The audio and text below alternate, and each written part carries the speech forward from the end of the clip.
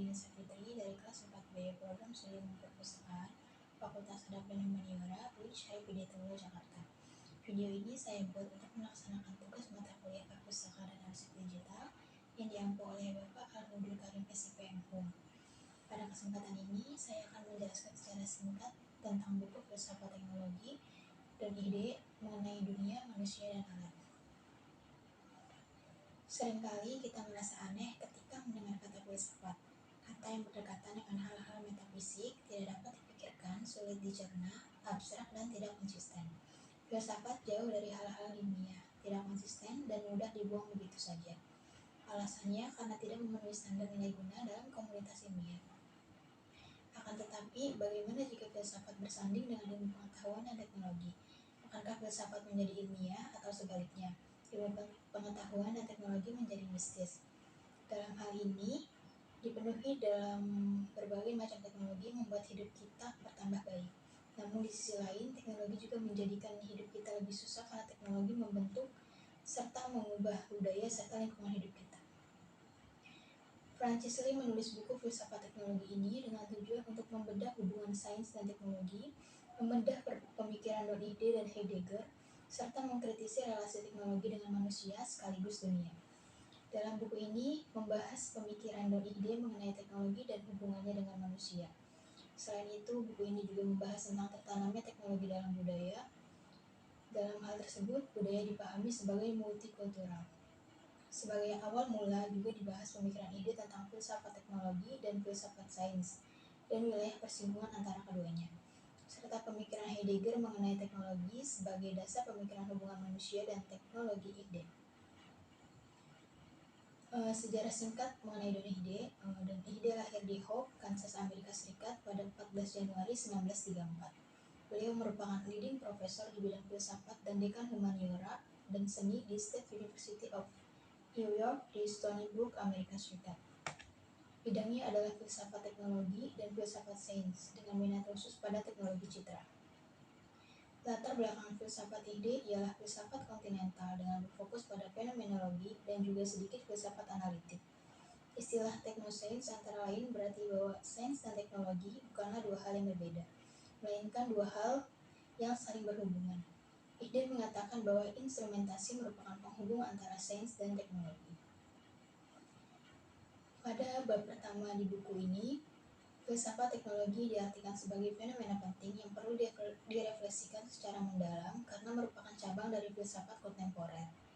Pada wilayah metafisika, filsafat teknologi mempersoalkan apa yang nyata, ilmiah, artifisial, manusia, dan tidak manusiawi.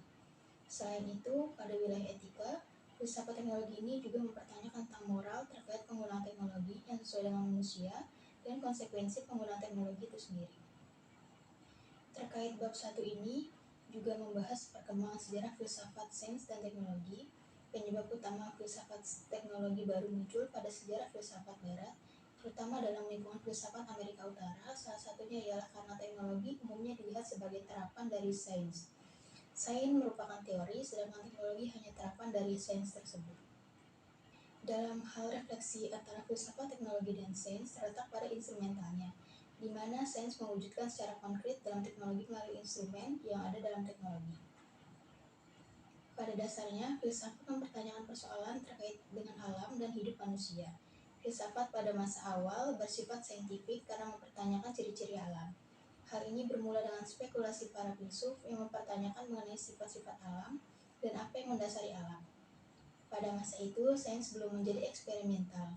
Hal ini dikarenakan para filsuf hanya berspekulasi tentang alam dan filsafatnya yang merupakan filsafat alam. Sedangkan untuk menjadikan sains menjadi eksperimental dalam arti modern dibutuhkan beberapa faktor. Dan yang terpenting ialah eksperimen yang membutuhkan suatu fenomena yang dapat dibandingkan maupun dipertentangkan. Perbedaan pada perkembangan teknologi yang menonjol terdapat pada budaya Yunani klasik dan budaya Romawi Helenis. Budaya Romawi Helenis mengalami perkembangan teknologis dan eksperimental. Hal ini terlihat dari jam matahari yang diciptakan untuk mengukur waktu, mercusuar untuk memandu kapal laut, jalan batu yang bagus untuk para tentara, penciptaan gerbang-gerbang serta saluran air yang terbuat dari batu untuk mendistribusikan air ke dalam kota. Sedangkan pada budaya Yunani klasik lebih kepada aktivitas berpikir dan juga berteori. Sebagaimana pengetahuan manusia, perkembangan teknologi juga merupakan sebuah proses akumulasi dari perkembangan pembelajaran manusia yang secara terus-menerus dan senantiasa disempurnakan dari tahap ke tahap. Pada masa pertengahan, filsafat lebih bersifat teologis, yang mana semua pemikiran diarahkan pada Allah sebagai yang maha mutlak.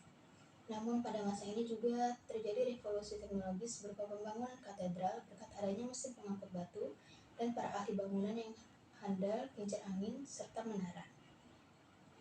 Selanjutnya, pada masa Renaissance, dunia Barat mulai memperoleh pengetahuan Yunani Romawi lewat tokoh-tokoh Islam yang sudah menerjemahkan karya Yunani ke dalam bahasa Arab. Filsafat alam juga mulai dibedakan dari filsafat. Pada masa ini, teknologi mulai mempenetrasi kebudayaan dari Eropa lebih dalam. Hal ini dibuktikan dengan adanya desain mesin perawat dan mesin kapal laut oleh Leonardo da Vinci, lalu oleh Galileo Galilei yang menciptakan teleskop berdasarkan pengetahuannya tentang kaca dan juga lensa. Kemudian pada abad ke-18 hingga 19 juga terdapat revolusi industri, kejayaan mesin besar dan juga pemikiran Karl Marx tentang kritik teknologi produksi. Kemudian pada abad ke-20 terdapat Herbert Marcuse tentang rasionalitas teknologis, terus juga ada Hans Jonas tentang eksistensi artifisial, ada Jacques Ellul tentang otonomi teknologi, dan juga ada Jürgen Habermas tentang dimensi komunikasi teknologis, dan kemudian pada abad ke-21 ada filsafat teknologi kontemporer. Pada masa modern, filsafat dibedakan dari sains. Filsafat berhubungan dengan hal-hal metafisik, sedangkan sains berkaitan dengan hal-hal fisik. Menurut pendapat Ide, setelah sains dan filsafat berpisah di zaman modern, sains berkembang pesat dan masuk ke berbagai bidang terapan yang memicu adanya revolusi industri. Kemudian pada bab 2, Heidegger merupakan seorang perintis pemikiran filosofis mengenai teknologi. Heidegger berupaya menyikapi esensi teknologi agar kita menjalin hubungan yang bebas dengan teknologi. Dalam hal ini, pemikiran filosofis Ide mengikuti Heidegger. Menurut Heidegger, teknologi mendahului sains dan esensi teknologi tidaklah bersifat teologis. Dalam pandangan Heidegger juga, teknologi bukan hanya mengubah cara kita hidup, tetapi juga mengubah cara kita berpikir dan juga memahami dunia. Mengapa disebut seperti itu? Karena teknologi ini yang membentuk arah gerak sains. Menurut Ide, filsafat teknologi Heidegger berciri fenomenologis. Heidegger juga menyatakan pemahamannya yaitu tentang bumi sebagai persediaan yang menjadi syarat terciptanya alat-alat teknologi manusia. Pandangan tersebut digunakan dalam ilmu fisika modern yang mencoba menata alam dengan gaya dan hukum yang dapat dikalkulasi dan dimanfaatkan dengan pasti.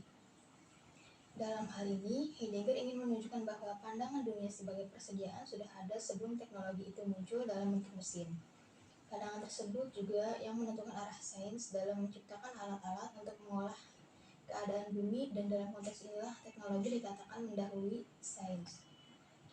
Bagi Ide, kemendahuluan teknologi atas sains berarti kemendahuluan instrumen atau alat atas sains. Apa yang mendorong sains adalah teknologi dalam bentuk instrumen. Mengikuti pandangan Heidegger, Ide juga berpandangan bahwa teknologi menjadi syarat kemungkinan bagi sains yang dapat diperhitungkan, karena teknologi sebagai cara penyingkapan dalam memandang alam, sebagai persediaan yang harus diolah, dan teknologi mengarahkan sains untuk mengemban tugas ini. Sains sendiri bergantung pada instrumen atau alat teknologi untuk berkembang maju. Kemudian pada bab 3, menurut pandangan Ide, bagaimana agar filsafat menjadi suatu filsafat teknologi, maka filsuf harus menempatkan teknologi sebagai fenomena utama untuk dikaji. Ide menggunakan pendekatan fenomenologis dalam filsafat teknologinya. Fenomenologi Ide lebih bersifat pragmatis karena selalu meneliti sesuatu yang konkret dan melibatkan pengalaman berketubuhan. Ia juga berpijak pada pendekatan materialis yang melihat bahwa refleksi atas teknologi dapat menjadi titik tolak bagi pendasaran filsafat sains. Ide secara fenomenologis mendeskripsikan jenis hubungan di mana alat mempengaruhi cara manusia dengan mengalami dunia serta kehidupan. Yang pertama itu ada fenomenologi instrumentasi. Istilah dunia kehidupan pertama kali lahir dari tradisi fenomenologi yang dikemukakan oleh Hermann Husserl dengan istilah Lebensraum. Istilah ini kemudian dibahasakan kembali oleh ide dalam filsafat teknologinya menggunakan kata life world. Dalam kacamata Husserl, dunia kehidupan merupakan dunia yang dirasakan secara bersama, yang merupakan latar belakang dari semua pengalaman manusia. Dalam artian, pengalaman manusia tidak akan ada tanpa adanya dunia kehidupan. Pada masa kini, dunia yang dihuni oleh manusia telah dipenuhi oleh teknologi. Dan pada kenyataannya, pada realitasnya, manusia tidak dapat hidup tanpa penggunaan teknologi. Jalinan teknologi yang erat dalam hidup manusia kemudian membentuk suatu dunia kehidupan baru, yakni merupakan dunia kehidupan yang telah termediasi oleh instrumen teknologi. Teknologi terletak di antara manusia dan juga pengalaman manusia akan dunianya sendiri. Ide berpendapat bahwa penelitian mengenai hubungan manusia dengan teknologi akan menghindari dua posisi ekstrim tentang teknologi.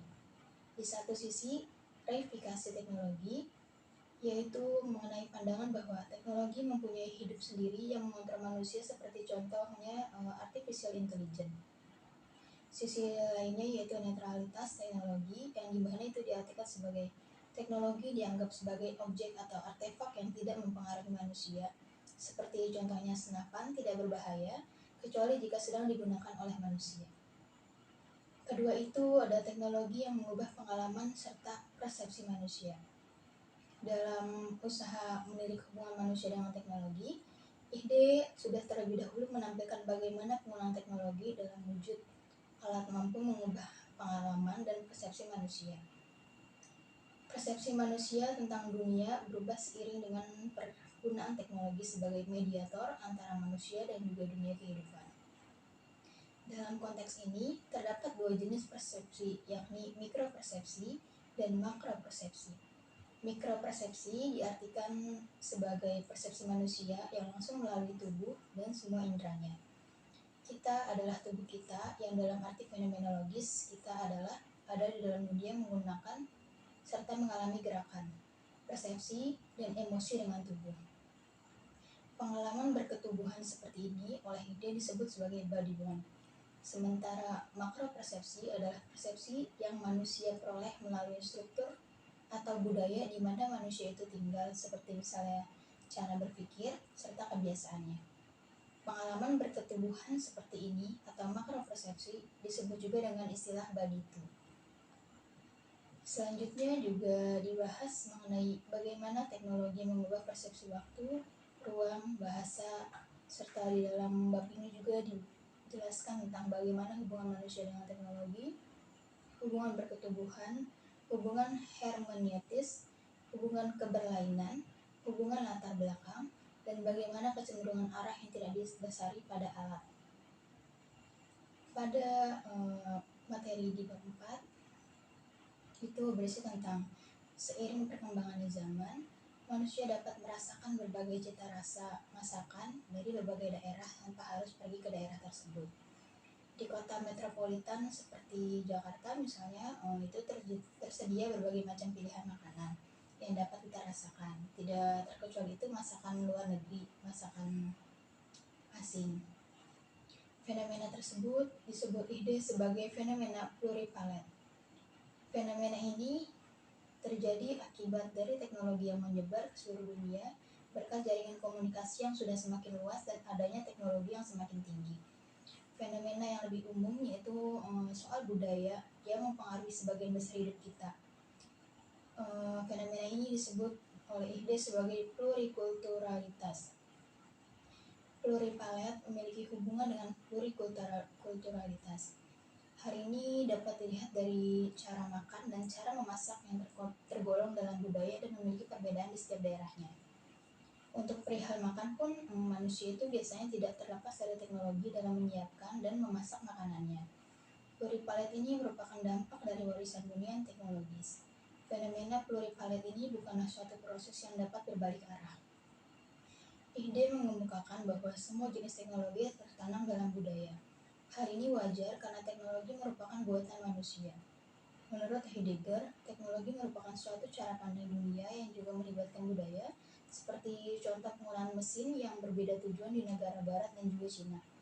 Mesin di Cina digunakan untuk sebagai hiburan dalam acara perayaan, sedangkan di daerah barat digunakan untuk perang sebagai cara untuk menaklukkan dan menguasai negara lain.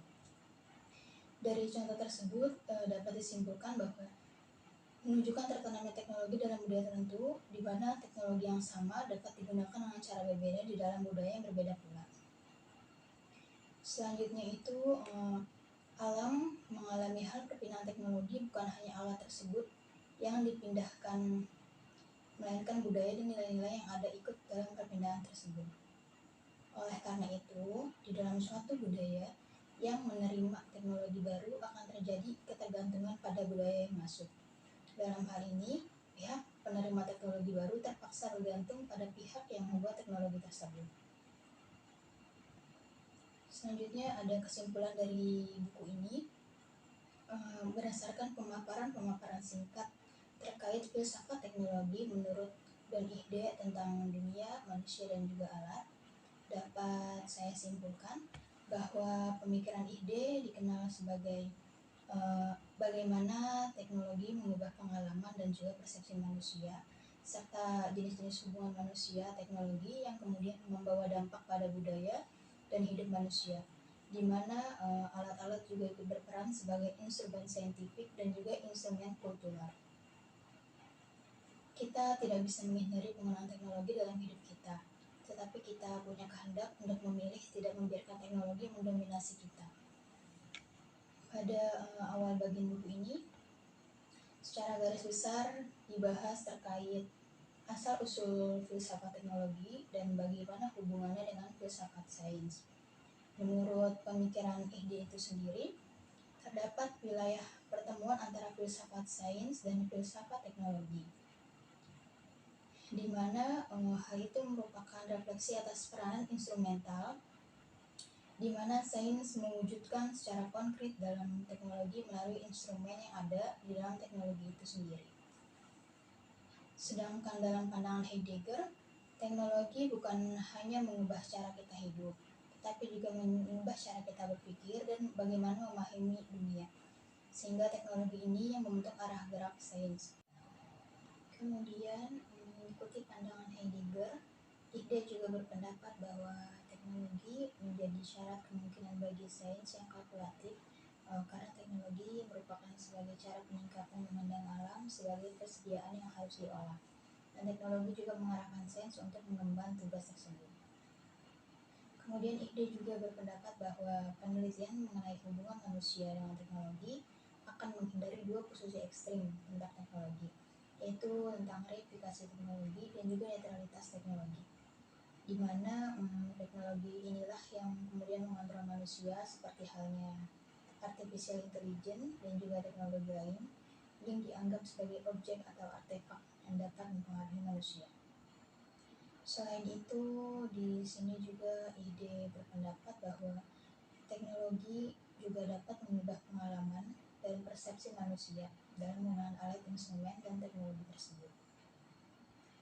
Kemudian secara garis besar di buku ini juga dibahas mengenai fenomena yang terjadi, yaitu fenomena pluripalet dan fenomena plurikulturalitas. Fenomena kedua ini merupakan hal yang sangat berhubungan. Hal ini terlihat dari cara makan yang tergolong dalam budaya tertentu, seperti halnya memasak, yang merupakan budaya yang memiliki perbedaan di setiap daerahnya. Ihde mengemukakan bahwa dalam hal tertanamnya teknologi dalam budaya, teknologi yang sama dapat digunakan juga dengan cara yang berbeda di dalam budaya yang berbeda pula. Begitupun pada perpindahan teknologi yang meliputi budaya serta nilai-nilai teknologi tersebut. Kemudian juga saya akan menyimpulkan kritik terhadap pemikiran Ihde yang sudah dijelaskan tadi. Di sini itu Ihde melupakan dimensi sosial seperti kurangnya eksplorasi teknologi secara kultural. Di sini juga Ihde hanya berfokus pada teknologi sederhana. Teknologi cara manusia mentransendasi diri sekalipun masih tergantung pada tubuh mereka itu sendiri. Selanjutnya ada fenomena plurikulturalitas, di mana fenomena ini memungkinkan menjadi seseorang homogenitas. Terus juga di sini juga berupa membedakan teknologi tradisional dan juga modern. Sains dan teknologi ialah komplementer. Kemudian juga menghilangkan persoalan transfer teknologi dan juga etika. Itu saja pemaparan yang dapat saya sampaikan. Kurang lebihnya mohon maaf apabila ada salah kata atau salah ucapan mengenai tulisan-tulisan yang sudah saya rangkum. Saya mohon maaf. Wabillahi taufiq wal hidayah. Assalamualaikum warahmatullahi wabarakatuh.